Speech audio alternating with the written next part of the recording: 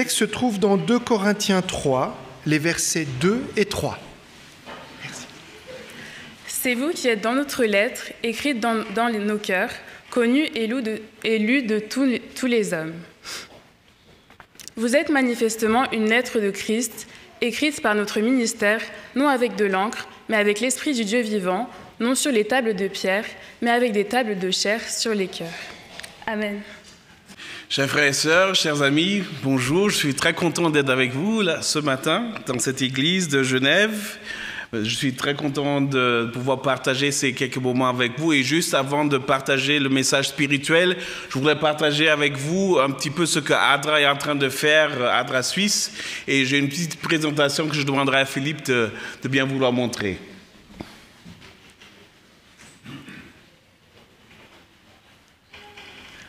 Voilà, donc changer le monde, une vie après une autre, mais aussi avec la justice, la compassion et l'amour, c'est les mots phares que nous essayons de mettre en œuvre.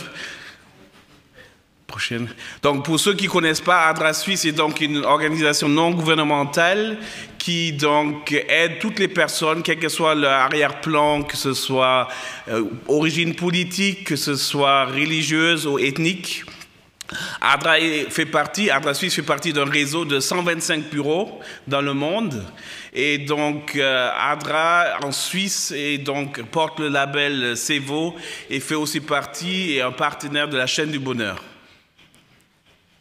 Voilà une petite vue de l'équipe depuis le 1er novembre de l'année dernière. Vous connaissez certainement certaines personnes, notamment Lisa, qui passe souvent dans la partie de la FSRT. Et voilà peut-être une petite vue où exactement actuellement en 2022 nous avons nos projets. Vous voyez donc surtout en Asie, aussi en Afrique et en Europe. Nous sommes présents avec certains projets internationaux, mais aussi en Suisse. Et donc, certains, comme disait Nicolas tout à l'heure, vous faites partie aussi de ce projet-là avec les sandwichs chaque dimanche. Et je vous remercie pour votre engagement. Et donc, je voudrais vous amener à quelques hotspots de ce monde actuel. Donc, vous voyez, bien sûr, dans les informations, vous êtes au courant de la guerre qui se passe en Ukraine. Actuellement, donc, on compte à peu près 7,4 millions de personnes réfugiées qui ont quitté l'Ukraine pour sauver leur vie et aussi donc pour fuir les événements que nous connaissons tous. Il y a environ 8 millions de personnes qui sont des réfugiés internes, qui se déplacent donc à l'intérieur du pays. Et donc, avec les différents bureaux d'ADRA dans le réseau d'ADRA, nous avons pu évacuer actuellement 14 196 personnes des zones de conflit.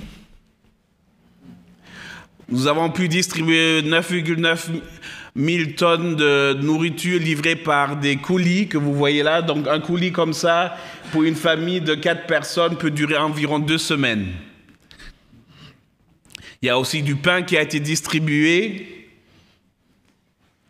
aussi du matériel médical et des médicaments et aussi de l'eau potable, puisque beaucoup des infrastructures ont été détruites par la guerre.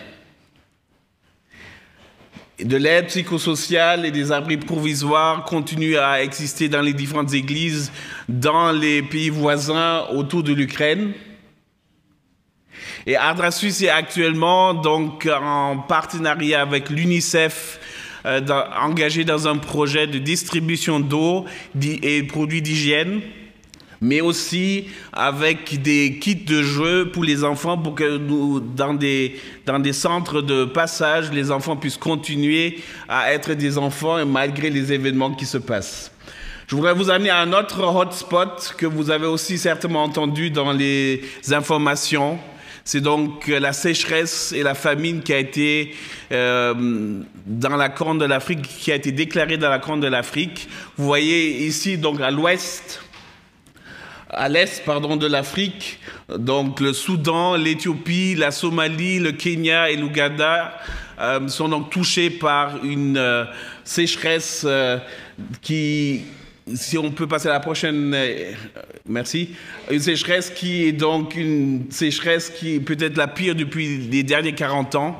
Vous voyez donc ici des images des précipitations. Donc là où c'est en bleu, vous voyez qu'il y a eu des précipitations. Et vous voyez donc ici tout en bas, les derniers 4 ans, il n'y a quasiment rien eu. Et donc ça fait que 19,4 millions de personnes sont concernées par cette sécheresse. Ils ont dû se déplacer. Et donc, vous voyez ici les abris de fortune qui se construisent dans les camps de réfugiés. Il y a 11,6 millions de personnes qui quotidiennement doivent chercher de l'eau dans des milieux incertains. Vous voyez ici la fille à gauche qui creuse de l'eau, qui cherche de l'eau dans un puits creusé par la main. Il y a aussi 18,6 millions de personnes qui sont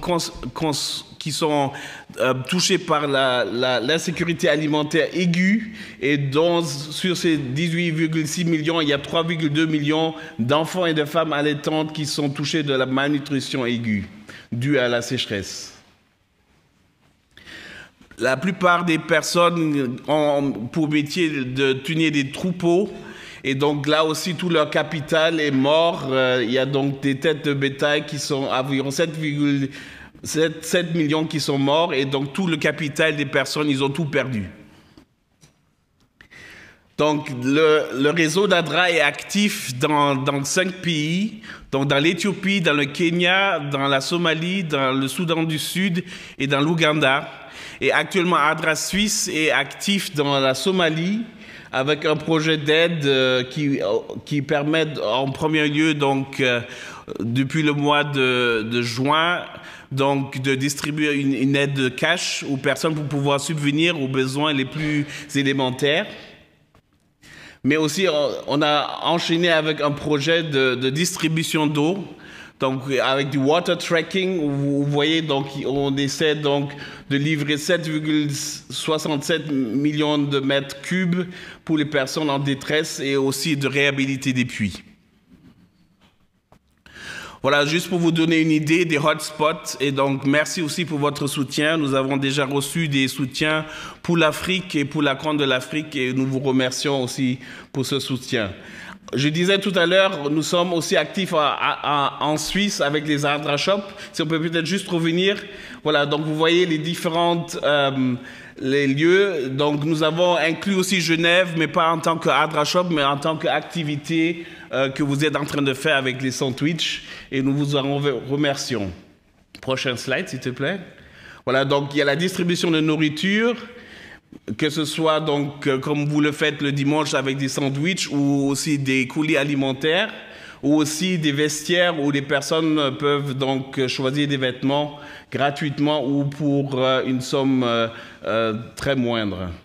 Prochain slide. Voilà, une autre activité à laquelle je voudrais vous sensibiliser, c'est donc aussi en Suisse, c'est la semaine du bénévolat, pardon. Cette année, elle a eu lieu dans le prochain slide, s'il te plaît.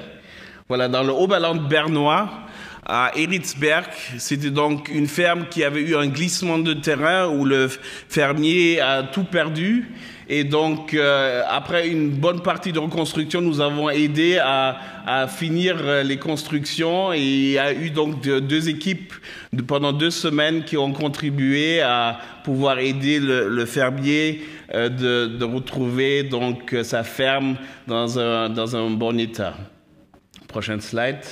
Voilà, tout à l'heure, donc, si je me rappelle bien, c'est Nathalie qui nous a donc parlé des cartons de Noël. Donc là aussi, merci pour votre engagement. Donc, comme elle disait déjà, et donc, cette année, de nouveau, nous allons aller en Moldavie, donc distribuer ces cartons à des enfants. Donc, vous le savez peut-être, la Moldavie, c'est un des pays les plus pauvres de l'Europe.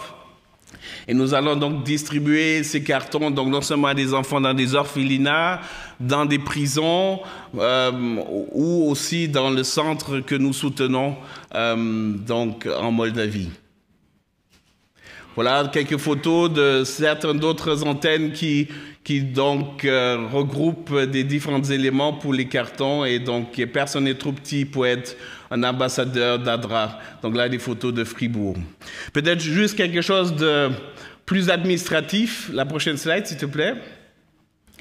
Voilà, donc vous avez certainement entendu parler aussi des QR codes. Donc les bulletins de versement classiques ne sont plus possibles. Alors, je vais y revenir, il y a encore une possibilité. Donc nous allons vous envoyer ces différents QR codes qui, d'une part, sont le projet du mois. Donc ce projet du mois actuellement, c'est donc la Corne de l'Afrique, mais aussi l'aide aux catastrophes. Donc vous voyez, les catastrophes se multiplient et se rapprochent. Et donc, le soutien là est aussi toujours la bienvenue, mais aussi il y a le don général, donc là où le besoin est nécessaire.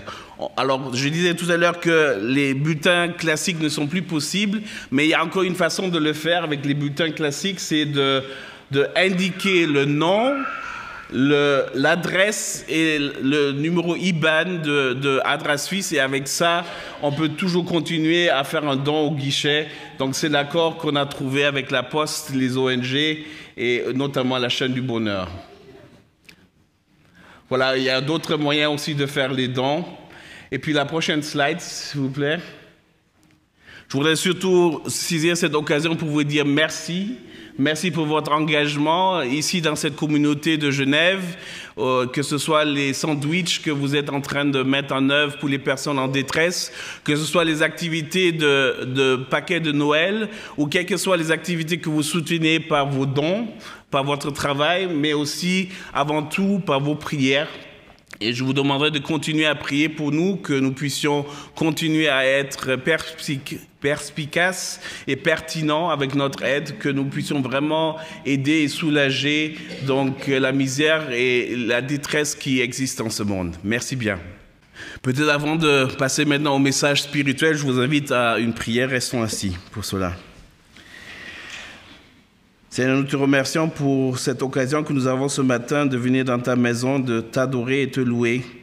Et Seigneur, maintenant je te prie de me garder derrière ta croix, de oindre mes lèvres, afin que ce que je puisse dire puisse édifier et fortifier tout et chacun ici présent, et aussi à la maison par l'Internet, et que tu puisses nous fortifier par ce message, et que nous puissions rentrer dans cette semaine qui devant nous fortifier par ta grâce, au nom de Jésus.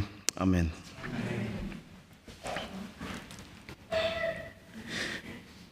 Christ, tu n'as pas d'oreilles. Tu n'as que nos oreilles pour entendre le cri de nos frères. Christ, tu n'as pas d'yeux. Tu n'as que nos yeux pour rayonner parmi les hommes. Christ, tu n'as pas de lèvres. Tu n'as que nos lèvres pour parler de toi aux humains d'aujourd'hui. Christ, tu n'as pas de mains. Tu n'as que nos mains pour soulager, guérir et consoler. Christ, tu n'as pas de pieds, tu n'as que nos pieds pour conduire les humains sur ton chemin. Christ, tu n'as pas d'aide, tu n'as que notre aide pour mettre les humains à tes côtés. Nous sommes la seule Bible que les hommes et les femmes d'aujourd'hui lisent. Nous sommes le dernier message de Dieu au monde, écrit en actes et en paroles. Telle est la prière rhénane anonyme du XIVe siècle. Christ, tu n'as que nous. Vous avez certainement remarqué que cette prière est peut-être théologiquement limitée. Nous avons vu il n'y a pas trop longtemps à l'école du sabbat, notamment lorsqu'il s'agissait de l'hébreu, que Dieu s'est révélé de plusieurs manières, et notamment aussi à la fin par son Fils. Et nous savons en tant qu'adventistes du 7e jour que la parole de Dieu et le message des 3 anges sera le message qui retentira à la fin du monde. Mais néanmoins, Paul l'exprime autrement.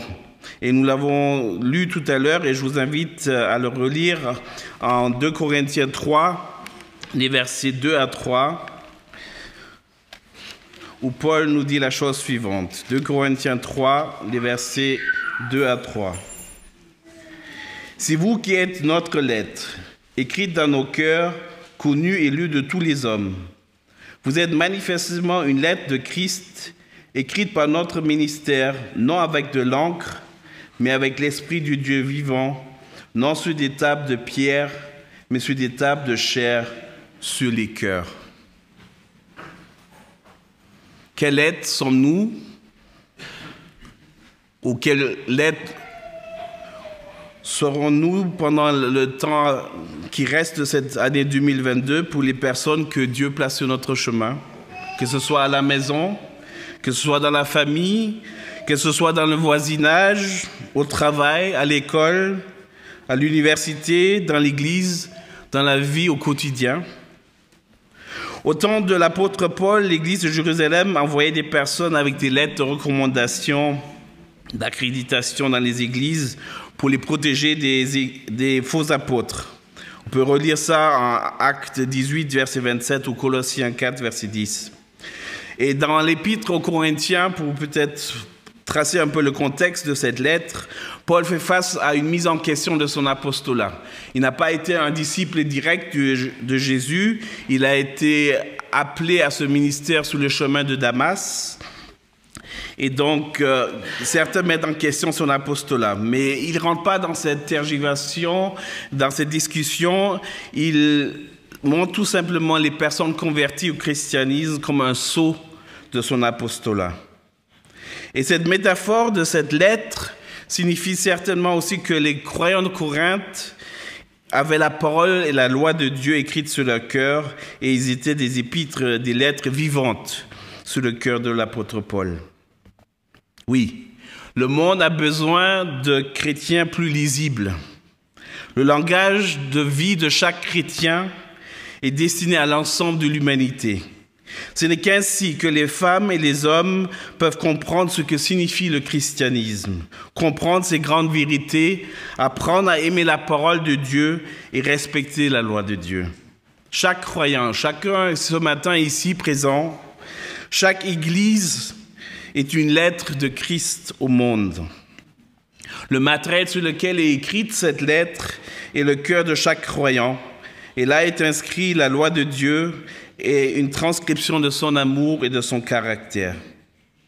Quel type de lettre sommes-nous pour notre prochain, pour les autres? Une lettre d'amour qui accueille les gens, une lettre d'espoir dans le monde lorsque le monde vous tombe soudain sur la tête, une lettre de paix en ce temps de guerre. Est-ce que nous sommes une lettre lisible qui fait du sens dans ce monde d'aujourd'hui? Je ne sais pas comment c'est pour vous, mais il y a certaines lettres qu'on ne souhaite pas recevoir. Que ce soit des factures, que ce soit des PV, lorsqu'on a peut-être mal garé ou est-ce qu'on a roulé trop vite pour aller à l'église. Ou que ce soit, pour les plus jeunes, le recrutement de l'armée. Ce sont des lettres qu'on cherche à éviter, qu'on ne souhaite pas trop recevoir. Et par contre, il y a aussi d'autres lettres qu'on relit et qu'on relit et qu'on relit. Je ne sais pas si c'est pour vous, mais certains ont gardé les lettres d'amour de leur épouse ou de leur époux et qu'ils les relisent de temps en temps. Il y a bien sûr aussi des lettres modernes aujourd'hui qu'on lit régulièrement, les emails, WhatsApp, Twitter ou Instagram. Les anciennes lettres, comme l'épître aux Corinthiens, étaient écrites sur du papyrus, sur des tiges de roseau ou des plumes, avec des plumes et de l'encre noire. Et Paul ici partage avec nous ici une technique qui est bien plus révolutionnaire que la digitalisation, je vais y arriver, dont nous parlons tous aujourd'hui. Le digital qui a une durée quand même assez longue, mais Paul nous parle d'une méthode beaucoup plus révolutionnaire. Il nous parle d'une méthode qui s'inscrit sur notre cœur et sur notre esprit, et ceci par l'esprit du Dieu vivant. Là où le Saint-Esprit est à l'œuvre, la loi de Dieu et la vérité de Dieu se manifestent dans l'obéissance et la sanctification. Je voudrais partager avec vous une citation de Ellen G. White, de revue Herald du 19 novembre 1908, où elle dit la chose suivante. « Pour servir le Maître d'une manière satisfaisante, il faut être né de l'Esprit divin. Cet esprit purifie le cœur et renouvelle l'intelligence en nous donnant de nouvelles facultés pour connaître et aimer Dieu. Il désire engendrer en nous une obéissance volontaire aux exigences divines. Tel est le culte véritable. C'est le résultat de l'œuvre du Saint-Esprit. Toute prière sincère est dictée par l'Esprit, et cette prière-là est agréée de l'Éternel. Partout où une âme s'efforce d'atteindre Dieu, l'Esprit de Dieu est à l'œuvre dans cette âme, et le Seigneur se révélera alors à elle. Car il est en quête de tels adorateurs, il est prêt à les accueillir pour en faire ses fils et ses filles. Comme vous le savez si bien, l'action du Saint-Esprit est une action de toute une vie. Dieu nous transforme peu à peu, comme un peu le jardinier avec le coup de sécateur, qui quelquefois fait mal, je dois vous l'avouer, mais il nous transforme peu à peu à son image, et ceci à travers toute notre vie. Et la question c'est, est-ce que nous laissons le Saint-Esprit agir en nous? Est-ce que nous laissons le Saint-Esprit nous transformer? Et comment est-ce que nous pouvons être transformés en une lettre d'amour, de joie, de paix, de patience, de bonté, de l'amabilité, de fidélité, de douceur, de tempérance et de maîtrise de soi? Vous voyez où je veux en venir?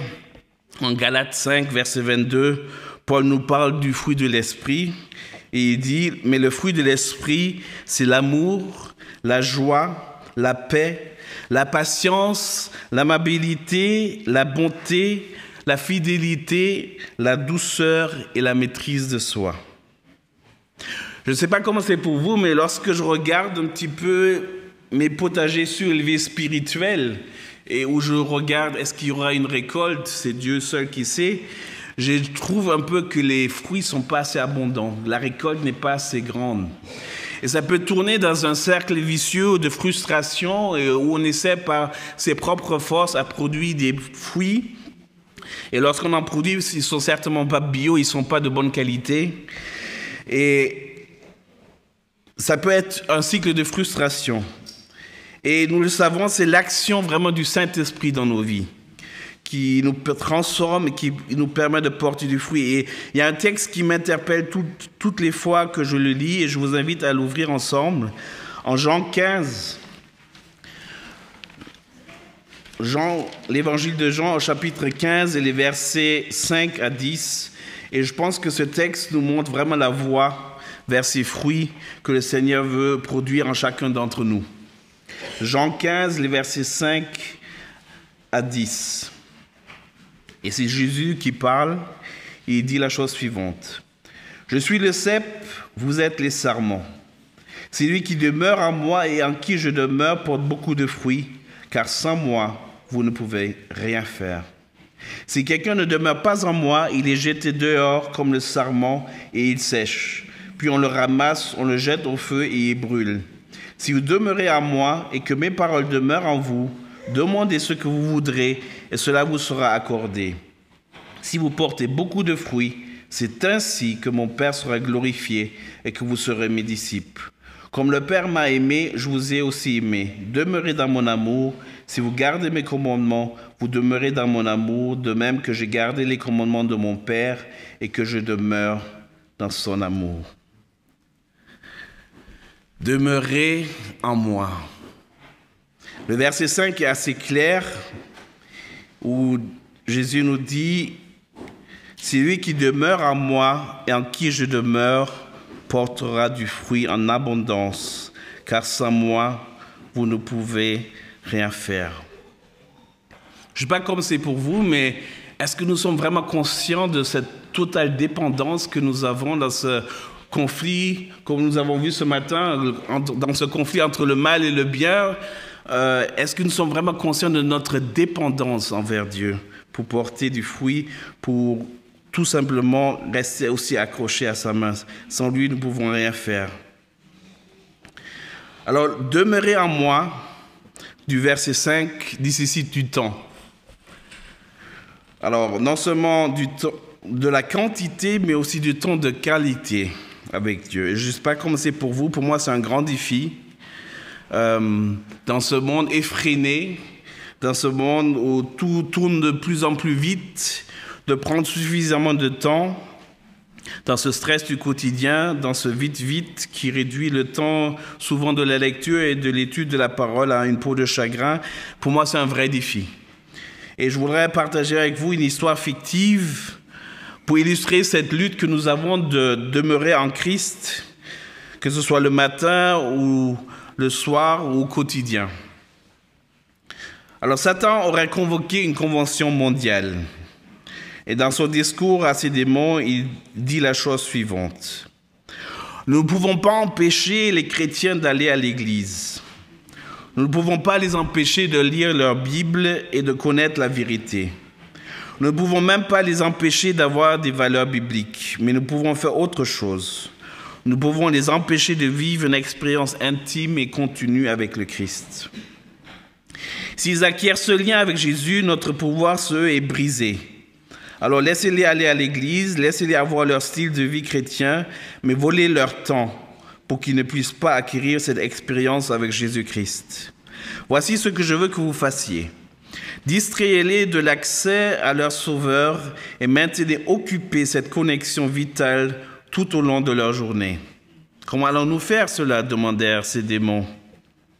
Occupez-les avec les choses non essentielles de la vie et investissez des stratagèmes innombrables pour occuper leur esprit, a-t-il répondu. Tentez-les de dépenser, puis emprunter. Convainquez-les de travailler 6 ou 7 jours par semaine, 10 à 12 heures par jour, afin qu'ils puissent se permettre de payer leur style de vie, les empêcher de passer du temps avec leurs enfants. Comme leurs familles se fragmenteront, bientôt leurs maisons n'offriront plus d'échappatoire à la pression du travail. Surstimuler leur esprit pour qu'ils ne puissent pas entendre cette petite voix tranquille. Incitez-les à faire jouer la radio ou le lecteur CD partout où ils conduisent et à regarder la télévision, le lecteur de DVD et leur CD ou être sur Internet en permanence à la maison. Veillez à ce que la musique qui poursuit nos objectifs soit diffusée en permanence dans tous les magasins et restaurants du monde. Cela bloquera leurs pensées et leur esprit et brisera la communion avec Dieu. Remplissez leur table basse de magazines et de journaux. Martelez leur esprit de nouvelles 24 heures sur 24. Envahissez leurs moments de conduite avec des panneaux publicitaires. Inondez leurs boîtes aux lettres et leurs courriels de courriers indésirables, de loteries, de toutes sortes de bulletins de promotion. Mais surtout, dans leur loisir, laissez-les être excessives. Ne les laissez pas sortir pour profiter des joies simples de la nature. Ils pourraient méditer sur les miracles de Dieu. Envoyez-les plutôt dans des parcs d'attractions, des événements sportifs, des concerts, des films.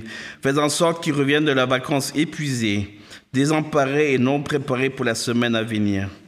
Et lorsqu'ils se réunissent pour une communion spirituelle, faites-les participer à des bavardages et à des discussions futiles, afin qu'ils partent avec des âmes insatisfaites.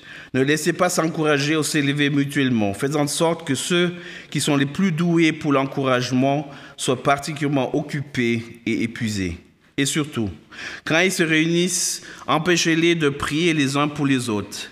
S'ils doivent le faire, qu'ils soient impliqués dans le ministère, mais encombrez leur vie de tant de bonnes causes qu'ils n'ont pas le temps de rechercher la puissance du Christ. Bientôt, ils travailleront sur leur propre force, sacrifiant leur santé et leur unité familiale pour la bonne cause, et nous serons victorieux. C'est une sacrée convention, et les démons se sont rendus avec empressement à leur affectation. Si Satan a vraiment l'objectif de nous distraire, il semble qu'il soit parvenu, n'est-ce pas? Lorsque nous évaluons la société et le style de vie de la plupart de nos chrétiens d'aujourd'hui, en particulier dans le monde dit moderne, cela décrit bien notre réalité. Nous sommes occupés et occupés.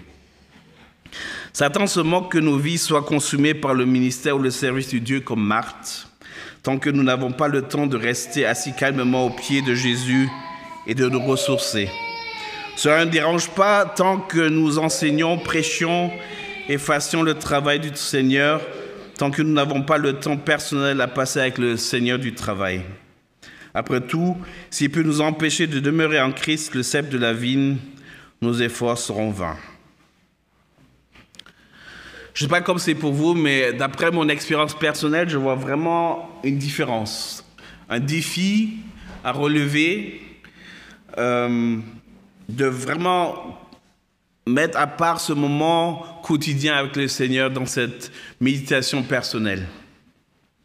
Et je vois vraiment la différence. Les jours où je prends du temps avec mon épouse de prier ensemble, je suis beaucoup plus patient, et les jours où je ne le fais pas, je sens vraiment la différence. Et le fait aussi de demeurer en Dieu à travers la journée, lorsque nous sommes occupés, lorsque nous avons plusieurs choses à faire, est aussi difficile, je pense. Et peut-être des fois plus facile lorsque nous sommes dans des difficultés. Je voudrais partager avec vous une expérience que nous avons vécue, mon épouse et moi, lorsque nous travaillons pour ADRA dans la République démocratique du Congo, donc dans le centre de l'Afrique. Et c'était donc un petit bureau, et nous avions des projets d'éducation. Et c'était une région qui avait été ravagée par la guerre, et beaucoup d'écoles avaient été détruites. Et donc, avec l'aide du bailleur, nous devions reconstruire ces écoles, et il y avait aussi d'autres écoles qui avaient simplement eu des traces d'usure et qu'il fallait réhabiliter. Et donc, le temps était venu de faire rapport au bailleur, et donc d'aller sur le terrain, de voir comment le projet évaluait, comment les constructions avançaient. Et donc, je me suis rendu sur le terrain, et on avait convenu avec le chef du projet de partir très tôt le matin, visiter les écoles, et à midi de faire une pause, de manger chez le chef de projet, et ensuite, en début d'après-midi, de continuer la route pour continuer à visiter les différents chantiers des écoles en construction.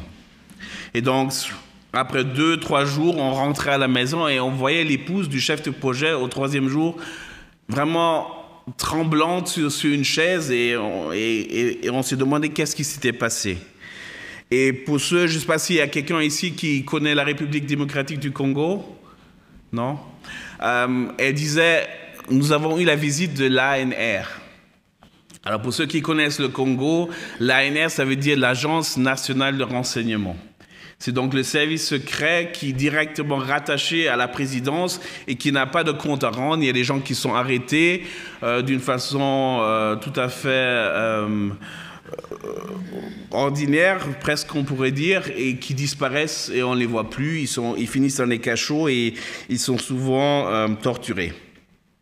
Alors, vous imaginez une petite ONG comme ADRA, on s'est dit, mais qu'est-ce qu'on a à faire avec l'ANR? Une petite ONG qui essaie, avec les petits moyens que nous avons, d'essayer de soulager la souffrance et la misère.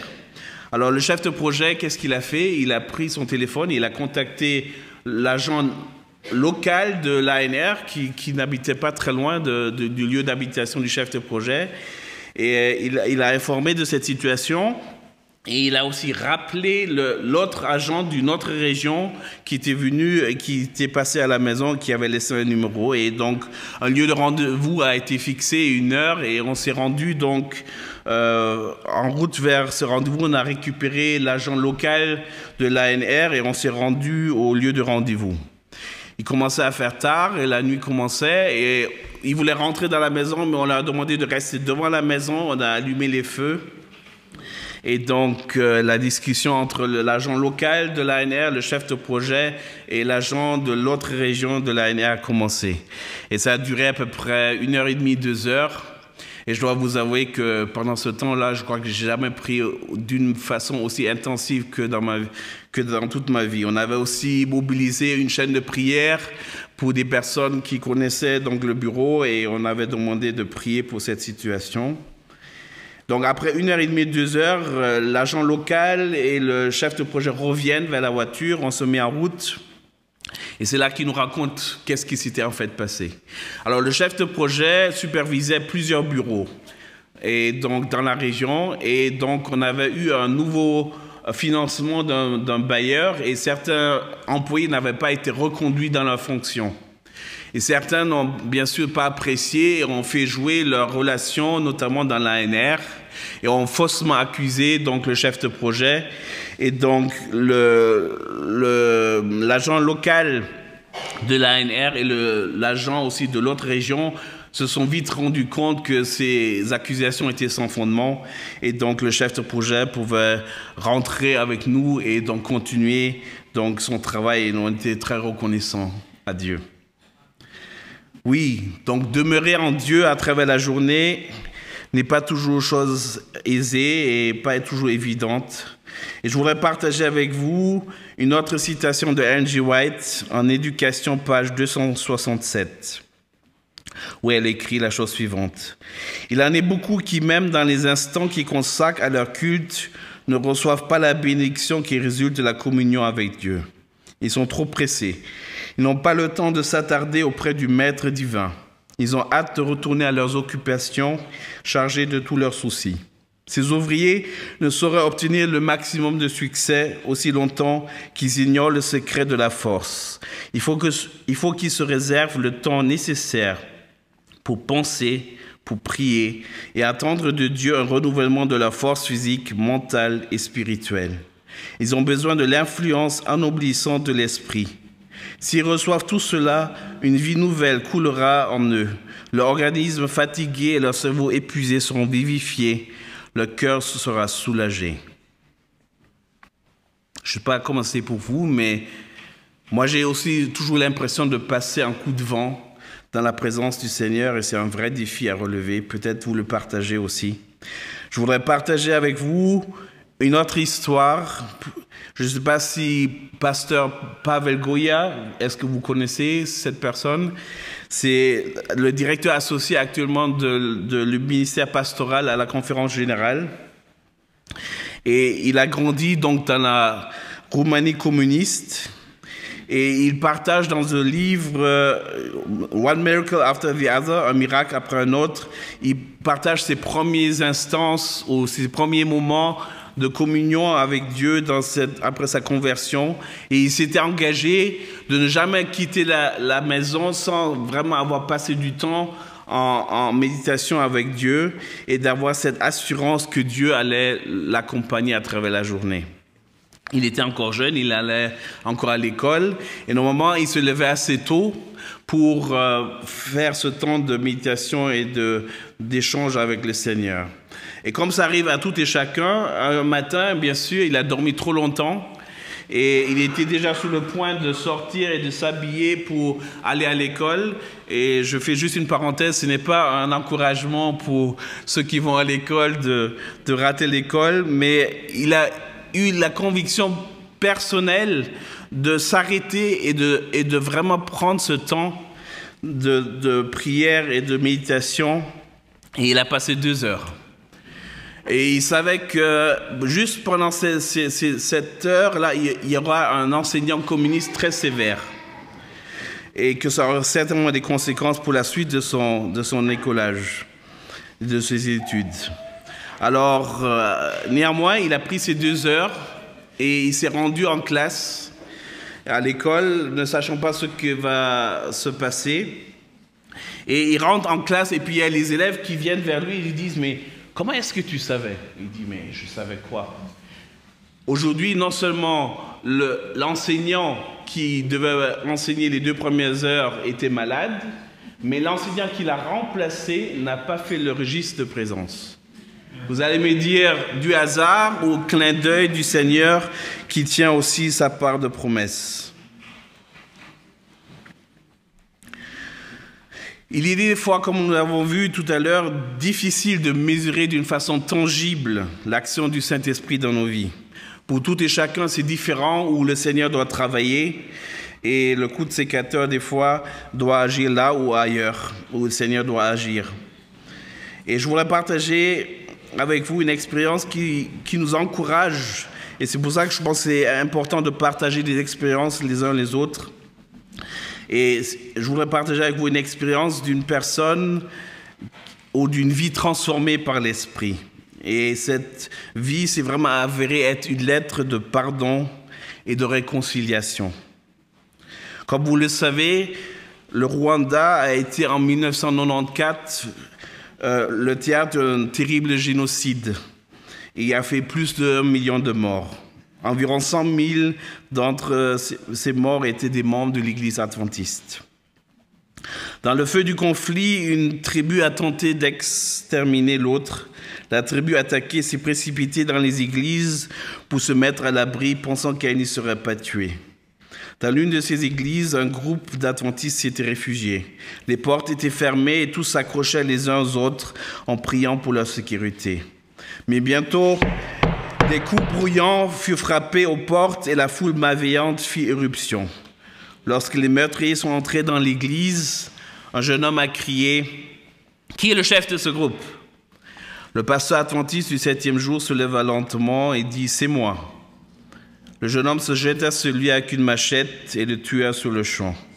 La foule a ensuite commencé à tuer tout le monde dans l'église. Seuls quelques-uns en réchappèrent. Ce fut un massacre épouvantable. Quelques jours plus tard, après que les tueurs soient passés à autre chose, les survivants sont venus ramasser les corps et les ont enterrés dans une fosse commune. Lorsqu'ils ont récupéré les corps, ils ont constaté que le cœur d'une femme battait encore. Ils l'ont amenée à l'hôpital dans l'espoir de lui sauver la vie. Elle s'est battue très fortement pour rester en vie. Elle a survécu par la grâce de Dieu. Au cours des 3 années suivantes, elle a continué à aller et sortir de l'hôpital pour des soins. Finalement, elle a recommencé sa vie. Elle était la femme du pasteur qui a été le premier tué lors du massacre. Lorsque Marie apprit que certains des meurtriers avaient été capturés et se trouvaient dans une prison voisine, elle est allée les voir et leur apporter de la nourriture. Avec le temps, elle est devenue la mère de cette prison et apporte régulièrement de la nourriture et des couvertures aux prisonniers. Et elle a également commencé à étudier la Bible avec ces prisonniers. Un jour, alors qu'elle s'occupait des prisonniers, un jeune homme que j'appellerai Paul est venu se jeter à ses pieds et les a embrassés. « Madame, vous souvenez-vous de moi ?» demanda-t-il. Marie avala difficilement, en reconnaissant son visage. C'était l'homme qui avait tué son mari et il avait également essayé de la tuer. « Madame, me pardonnerez-vous ?»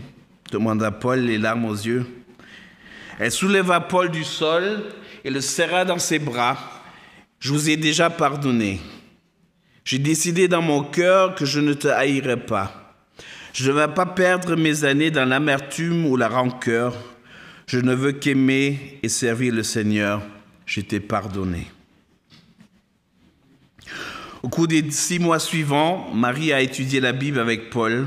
Suite à cela, Paul a pris la décision de se faire baptiser. Le jour de son baptême, il s'est levé devant toute la prison et a confessé ses péchés.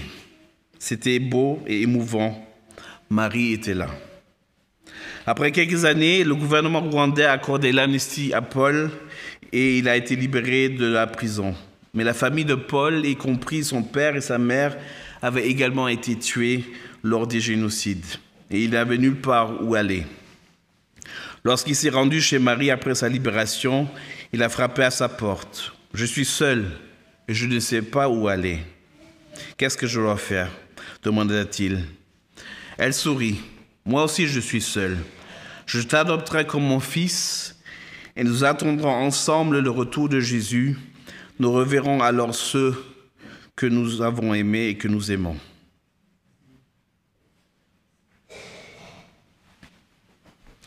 Les actions de Marie semblent peut-être un exemple extrême de l'amour et de la grâce de Jésus. Je crois cependant que c'est exactement ce genre de christianisme que Dieu appelle à chacun d'entre nous à pratiquer. C'est impensable, c'est radical, c'est surnaturel et c'est humainement impossible, sauf pour la personne qui se laisse transformer et qui est remplie du Saint-Esprit. Avant de conclure cette prédication, je voudrais vous inviter à un temps de prière. Je ne sais pas combien de temps on pourrait éventuellement prendre. 5 à 10 minutes peut-être. Un temps de prière où nous allons prier 2 à 2 ou 2 à 3 en fonction des petits groupes et peut-être prier pour plusieurs sujets. Premièrement, demander à Dieu de l'aide à demeurer en Jésus. Prier les uns pour les autres. Nous avons tous des défis différents et des challenges que nous devons surmonter et que nous avons besoin de les prier les uns pour les autres. Et aussi, peut-être pour finir, prier pour les réfugiés en Ukraine et dans la Corne de l'Afrique et dans les autres hotspots du monde, que le Seigneur nous donne la sagesse pour pouvoir leur venir en aide.